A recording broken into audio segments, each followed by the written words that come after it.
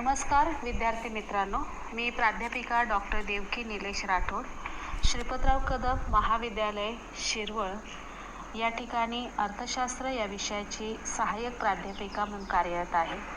आपण मागच्या व्हिडिओमध्ये सहकार म्हणजे काय, सहकाराचा अर्थ, व्याख्या, वैशिष्ट्ये आणि महत्त्व याचा अभ्यास केला. या व्हिडिओमध्ये आपण 1995ची मँचेस्टर येथील सहकाराची पुनर्निर्धारित मूलतत्वे याचा अभ्यास करणार आहोत. सहकाराच्या परिचयाचे तिसऱ्या भागात पुनर्निर्धारित सहकारी मूलतत्वांचे पुनर्निवेदन केलेले आहे. नवनिर्धारित मूलतत्वे सर्व प्रकारच्या सहकारी संस्थांना लागू पडावी अशा रीतीने स्पष्ट करण्यात आली आहेत. तरीही विविध प्रकारच्या सहकारी संस्थांना त्यांचे अंगीकृत व्यवसाय आणि व्यवहारांचे वैशिष्ट्यपूर्ण स्वरूप यानुसार या मूलतत्वांचे अधिक विस्ताराने स्पष्टीकरण करण्यास मुभा देण्यात आलेली आहे. सप्टेंबर 1995 मधील मँचेस्टर काँग्रेसने निश्चित केलेली सहकाराची 7 मूलतत्वे ही पुढील प्रमाणे आहे. यामधलं पहिलं मूलतत्व जे आहे ते म्हणजे स्वखुशीचे खुले सभासदत्व, व्हॉलंटरी अँड ओपन मेंबरशिप. 2. सभासदांचे लोकशाही नियंत्रण, मेंबर्स डेमोक्रॅटिक कंट्रोल. 3. सभासदांची आर्थिक भागीदारी, मेंबर्स इकॉनॉमिक पार्टिसिपेशन. 4. स्वायत्तता आणि स्वातंत्र्य, ऑटोनॉमी अँड इंडिपेंडन्स. 5. शिक्षण, प्रशिक्षण आणि माहिती प्रसारण, एज्युकेशन, ट्रेनिंग अँड इन्फॉर्मेशन. 6. सहकारी संस्थांमधील परस्पर सहकार, कोऑपरेशन अमंग कोऑपरेटिव्हज. 7. समाजाशी नाते, कन्सर्न फॉर कम्युनिटी. यामध्ये आपण पहिला मुद्दा जो आहे तो पहिल्या मुद्द्याचं आता आपण स्पष्टीकरण घेणार आहोत. स्वखुशीचे सभासदत्व. या तत्वाचा अर्थ असा आहे की सहकारी संस्थेचे सभासद कोणत्याही व्यक्तीला होता येते. कोणत्याही सहकारी संस्थेचे सभासद होण्याच्या मार्गात त्या व्यक्तीची जात, धर्म, लिंग, वर्ण, सांपत्तिक परिस्थिती, राजकीय मते व सामाजिक प्रतिष्ठा यासारख्या कोणत्याही बाबी आड येऊ शकत नाहीत. त्याचप्रमाणे कोणतीही सभासद व्यक्ती सहकारी संस्थेतील आपल्या सभासदत्वाचा त्याग करू शकत नाही. सहकारी संस्थेतील व्यक्ती स्वतःच्या इच्छेने एकत्रित आलेल्या असतात. विशिष्ट सहकारी संस्थेचे सभासद होण्याकरिता कोणत्याही व्यक्तीवर सक्ती केलेली नसते. जर एखाद्या व्यक्तीला सक्तीने सभासद करून घेतले असेल तर ती व्यक्ती संस्थेला व इतर सभासदांना संस्था यशस्वी चालावी म्हणून आवश्यक असणारे सहकार्य देणार नाही. स्वखुशीचे सभासदत्व याचा दुसरा अर्थ असा की कोणतीही सभासद व्यक्ती कोणत्याही सहकारी संस्थेतून कधीही आपल्या सभासदत्वाचा त्याग करू शकते. ऐच्छिक सभासदत्व ही सहकारी संस्था यशस्वी होण्यासाठी आवश्यक बाब आहे. स्वखुशीचे सभासदत्व याच्यावरती काही मर्यादा आहेत. त्यामधली पहिली मर्यादा अशी, 1. तर संस्था किंवा सभासदांच्या हितास बाधा असणारी व्यक्ती. जर काही व्यक्ती सहकारी संस्थेच्या ध्येय धोरणाशी सहमत नसतील किंवा सहकारी संस्थेच्या व्यवसायाशी स्पर्धात्मक व्यवसाय करीत असतील तर त्या सभासदांना त्या सहकारी संस्थेचे सभासदत्व दिले जाऊ नये. उदाहरणार्थ, खेड्यातील सहकारी पतपुरवठा संस्थेत खेड्यातील सावकार याला सभासदत्व देऊ नये, कारण त्यांचा व्यवसाय संस्थेच्या व्यवसायाशी स्पर्धा करणारा असतो. सावकार आपल्या सभासदत्वाच्या जोरावर संस्थेचा दुरुपयोग करू शकतो. त्यामुळे संस्थेच्या सामूहिक हिताला बाधा निर्माण होऊ शकते. दुसरी मर्यादा आहे ब. किंवा आपण दुसरा आकडा घेऊयात की सभासदत्व फक्त समान प्रकारच्या व्यावसायिकांना दिले जावे. सहकारी संस्थेने सभासदत्व ज्यांचे हितसंबंध समान आहेत अशा व्यवसायातील व्यक्तींनाच दिले जावे. उदाहरणार्थ, शेतकरी सहकारी संस्थेचे सभासदत्व फक्त शेतकऱ्याला दिले जावे. तिसरा आकडा, प्रादेशिक सभासदत्व. बऱ्याच वेळा सहकारी संस्था विशिष्ट भागातील लोकांनी एकत्रित येऊन काढलेली असते. अशा परिस्थितीत इतर भागातील लोकांना सभासदत्व दिले जाऊ नये. परंतु जर सहकारी संस्था पुणे जिल्हा शिक्षकांची असेल तर याचा अर्थ असा की त्या सहकारी संस्थेचे सभासदत्व इतर जिल्ह्यातील शिक्षकांना दिले जाऊ नये. संस्थेच्या सभासदत्वावर ही प्रादेशिक मर्यादा पडते. पुढचा आकडा आहे 4, प्राकृतिक मर्यादा. सहकारी संस्थेच्या प्राकृतिक कारणांमुळे काही वेळा सर्वांना सभासदत्व देता येत नाही. उदाहरणार्थ, सहकारी गृहनिर्माण संस्थेत सभासदांची संख्या संस्थेजवळ घर बांधण्याकरिता उपलब्ध असलेल्या जमिनीच्या प्रमाणात मर्यादित असते. परंतु जर 20 घरे बांधण्याकरिता जागा उपलब्ध असेल तर जास्तीत जास्त 20 व्यक्ती संस्थेच्या सभासद होऊ शकतात. 5वा आकडा आहे, 5वी मर्यादा आहे, सक्तीचे सभासदत्व. काही वेळा काही व्यक्तींवर सहकारी संस्थेचे सभासदत्व लादणे आवश्यक व योग्य ठरते. उदाहरणार्थ, काही शेतकऱ्यांनी जवळच्या नदीतून पाणी उपसून ते जमिनीला पुरवण्याची योजना तयार केली. त्यालाच उपसा जलसिंचन योजना असे म्हणतात. परंतु या शेतकऱ्यांच्या जमिनी ज्या भागात आहेत त्यामध्ये असा एक शेतकरी वा भूधारक आहे की ज्याची जमीन यावरील शेतजमिनीच्या मध्यवर्ती जागेत येते. तर मध्यवर्ती जमीन असणाऱ्या भूधारकाने वरील योजनेत सहभागी न होता या योजनेचा फायदा उठवण्याचे ठरविले तर ते अयोग्य होते. सामूहिक हिताच्या दृष्टीने त्याच्यावर सभासदत्वाची सक्ती करणे आवश्यक आणि न्याय्य ठरेल. स्वखुशी खुल्या सभासदत्वाचे महत्त्व सांगताना बॉनर यांनी असे म्हटले आहे की या तत्वाशिवाय सहकारी संस्था आपले सहकारी वैशिष्ट्य गमावतील आणि त्यांचे नफा मिळवणाऱ्या संस्थेत रूपांतर होईल. इंग्रजीमध्ये त्याचा अनुवाद असा आहे, Without these principles, societies would lose their cooperative character and degenerate into profit-making concern. दुसरा मुद्दा आहे सभासदांचे लोकशाही नियंत्रण. लोकशाही पद्धतीची सर्व वैशिष्ट्ये सहकारी संस्थेच्या कारभारात दिसून येतात. लोकशाहीत ज्याप्रमाणे अंतिम सत्ता लोकांकडे असते त्याचप्रमाणे सहकारी संस्थेची अंतिम सत्ता संस्थेच्या सभासदांकडे असते. संस्थेच्या सर्व महत्त्वाच्या निर्णयांना बहुसंख्य सभासदांची मान्यता असावी अशी तरतूद यासाठीच सरकारी कायद्यातून केली आहे.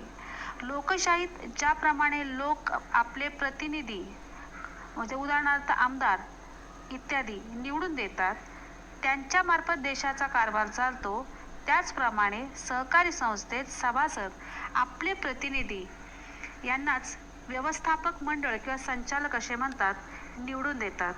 हे प्रतिनिधी संस्थेच्या वतीने संस्थेचा कारभार बघतात, म्हणजेच सभासदांच्या वतीने संस्थेचा कारभार बघतात. ज्याप्रमाणे लोकशाहीत ठराविक मुदतीनंतर लोकप्रतिनिधी निवडण्याकरता निवडणूक होते, त्याचप्रमाणे सहकारी संस्थांमधून देखील सभासद प्रतिनिधींच्या निवडीसाठी निवडणूक घेतली जाते. प्रत्येकाला एकच मत देण्याचा अधिकार असतो. सहकारी संस्थेत प्रत्येक सभासदाला एकच मत असते. ज्याप्रमाणे लोकशाहीचा कारभार घटनेप्रमाणे चालत असतो, त्याचप्रमाणे सहकारी संस्थेचा कारभार सहकारी कायदा व सहकारी संस्थेच्या पोटनियम याप्रमाणे चालतो.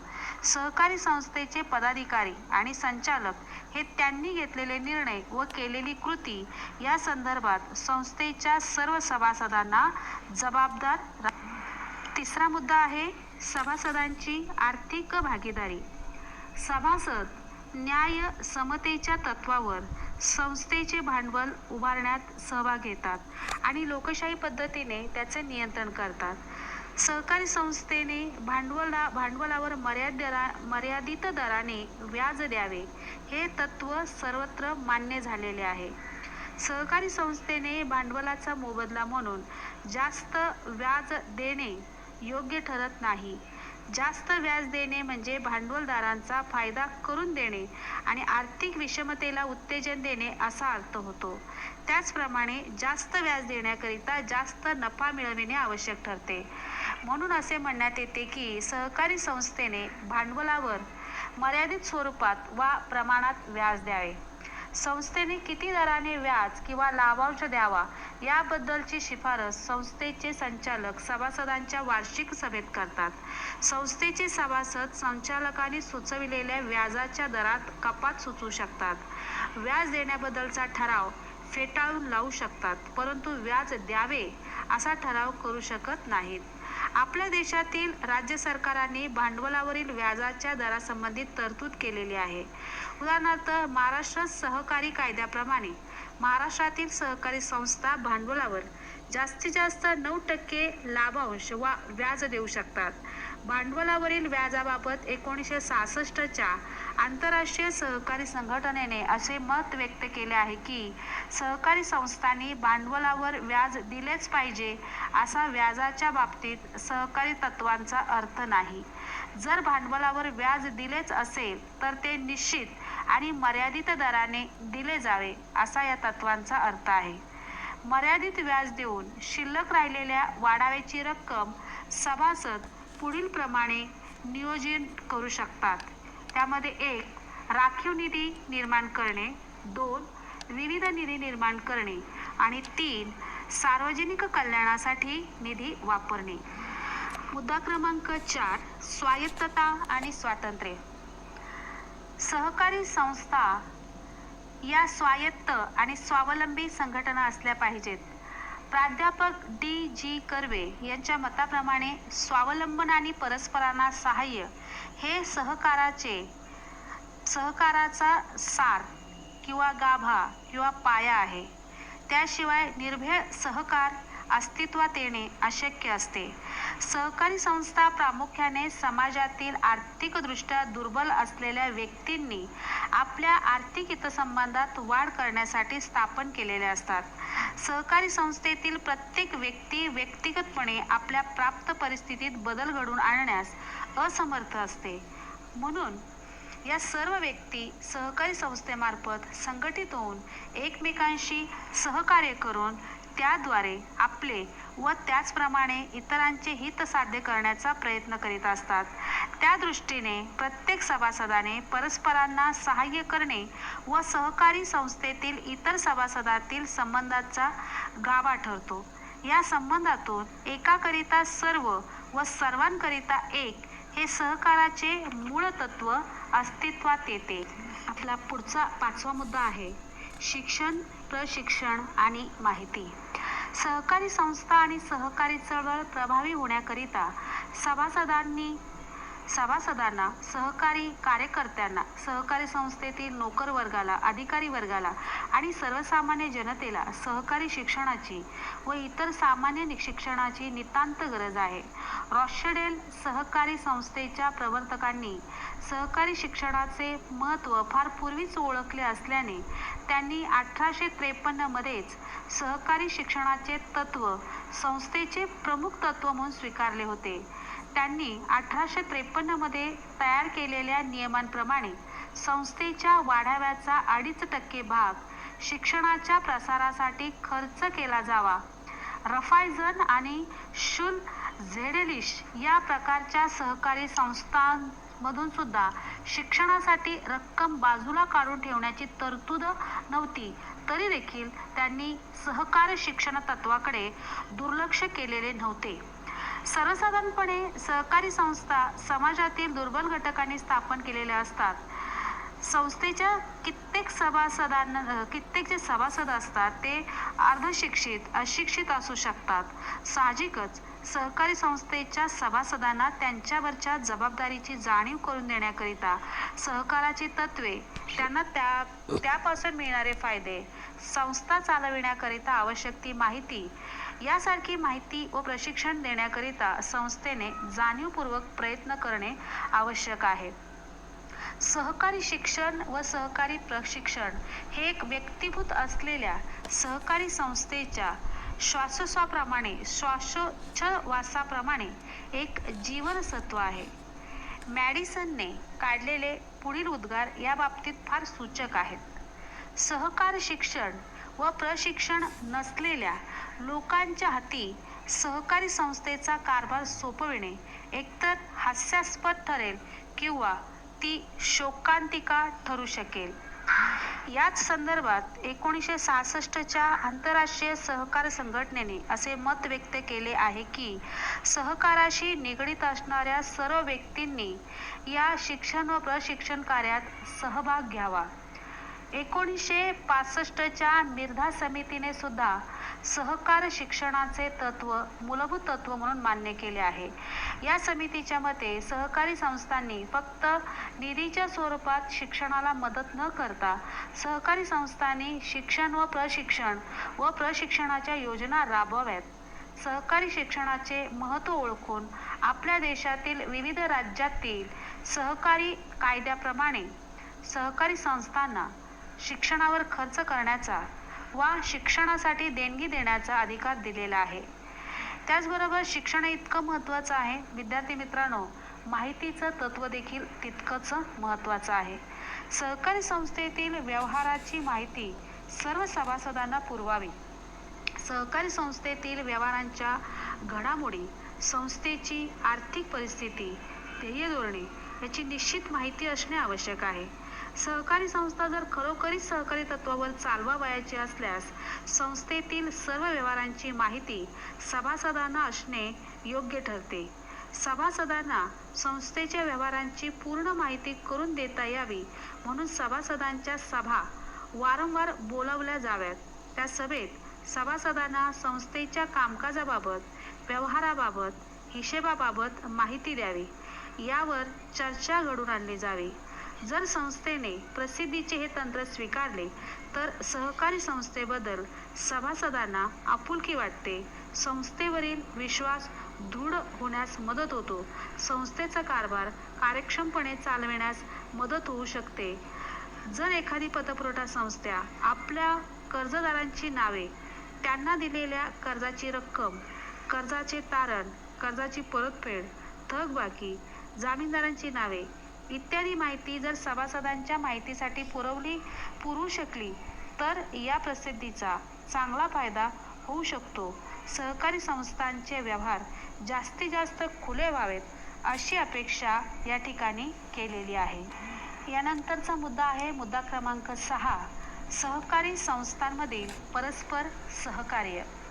आंतरराष्ट्रीय सहकार संघटनेच्या 1966च्या तज्ज्ञ समितीने प्रथमच हे तत्त्व नव्याने मांडले.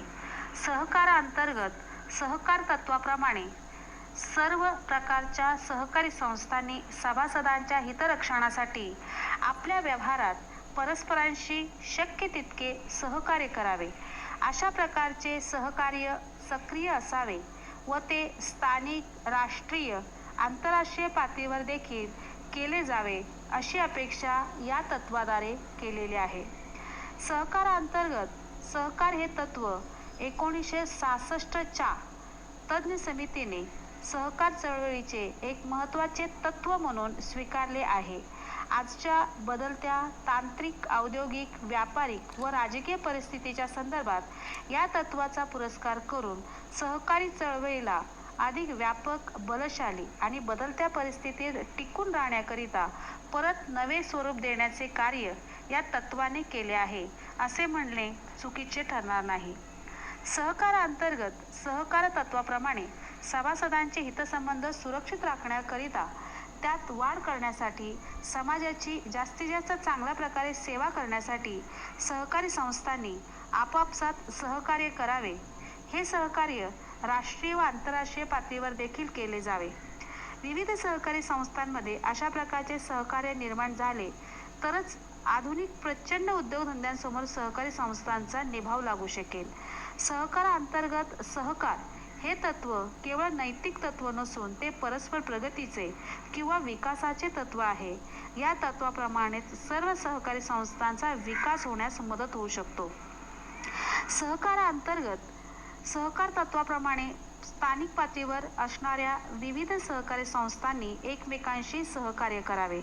उदाहरणार्थ कर्जपुरवठा व खरेदी विक्री करणाऱ्या संस्था, पतपुरवठा आणि सहकारी दूध ग्राहक सहकारी संस्था इत्यादी.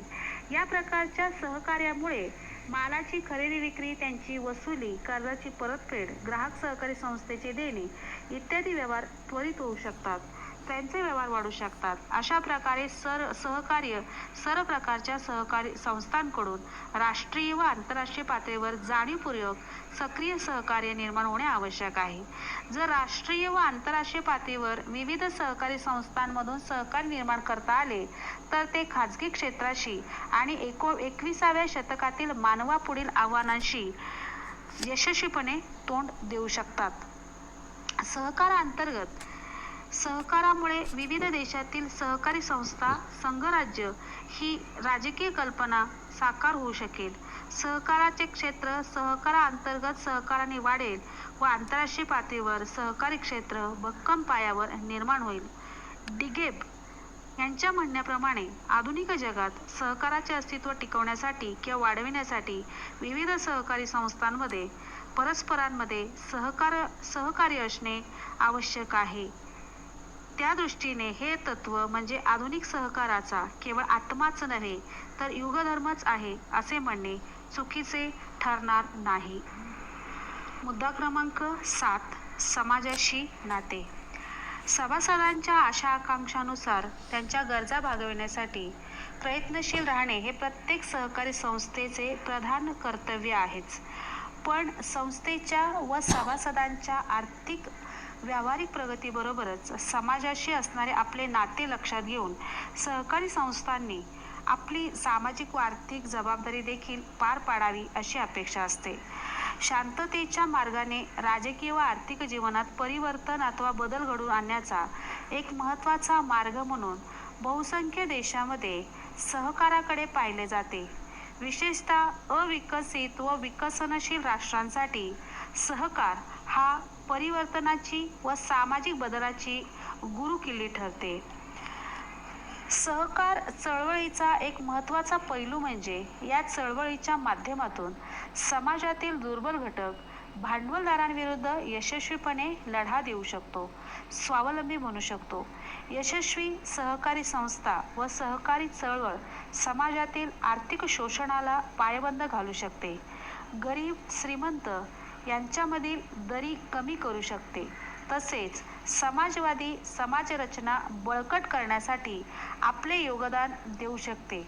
समाजातील आर्थिक विषमता दूर करण्याच्या दृष्टीने सहकार चळवळीचे योगदान म्हणजे सामाजिक परिवर्तनासाठी सहकाराचे योगदान आहे. आधुनिक काळात मानवाचे जीवन अधिक संघर्षमय बनत आहे. शहरी विरुद्ध ग्रामीण, उत्पादक विरुद्ध उपभोक्ते अशा परस्पर विरोधी हितसंबंधांमध्ये वाढ होत आहे. परस्पर विरोधी हितसंबंधांबरोबरच जात, धर्म, भाषा यावरून होणारे संघर्षही समाजाचे स्वास्थ्य नष्ट करण्यास कारणीभूत ठरत आहेत. सहकाराची भावना आणि महत्त्व समाजाच्या सर्व स्तरांमध्ये प्रभावीपणे रुजल्यास समाजाचे स्वास्थ्य हरविणारे असे प्रदूषण संघर्षाशिवाय होण्याची लोकांची मने वळून नष्ट करता येणे शक्य आहे. सहकारामुळे नैतिक, सामाजिक, आर्थिक तसेच समाजवादी समाजरचना बळकट करण्यासारखा राजकीय हेतू विधायक मार्गाने साध्य करता येतात. म्हणूनच समाजाचा अविभाज्य भाग म्हणून कार्यरत असलेल्या सहकारी संस्थांची जबाबदारी अधिक आहे. सहकारी संस्था व्यक्ती तसेच समाजाचा चिरंजीवी विकास साध्य करू शकतात हे लोकांना दाखवून समजावून देऊन त्यांना सहकारी चळवळीचा भाग बनवणे ही अशा सहकारी संस्थांची जबाबदारी ठरते.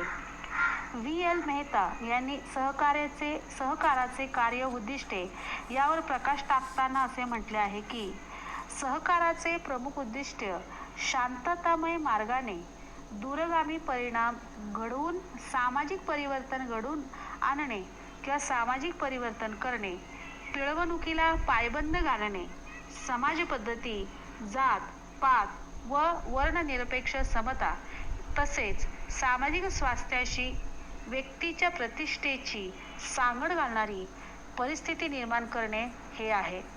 सहकारी संस्थांमुळे लोकशाहीचे प्रशिक्षण मिळते, नागरिकांमध्ये जबाबदारीची जाणीव निर्माण होते, हक्क व कर्तव्याची जाणीव वाढीला लागते, नागरिकांमध्ये प्रेमभाव, मैत्री, स्वाभिमान, स्वावलंबनाची भावना रुजते. कोणत्याही सामाजिक किंवा आर्थिक प्रश्नांकडे विधायक व समतोल वृत्तीने विवेकबुद्धीने पाहण्याची सवय सहकारी संस्थांमुळे लागू शकते. वैयक्तिक हित व सुख समाजाच्या हित व सुखाशी निगडीत असल्याची भावना सहकारामुळे वाढू शकते. तसेच मनुष्याकडून होणारी पिळवणूक थांबवण्याची क्षमता सहकारामध्ये आहे. ही उद्दिष्टे साध्य करण्यासाठी सहकारी संस्थांना समाजभिमुख असायला हवे. धन्यवाद मित्रांनो.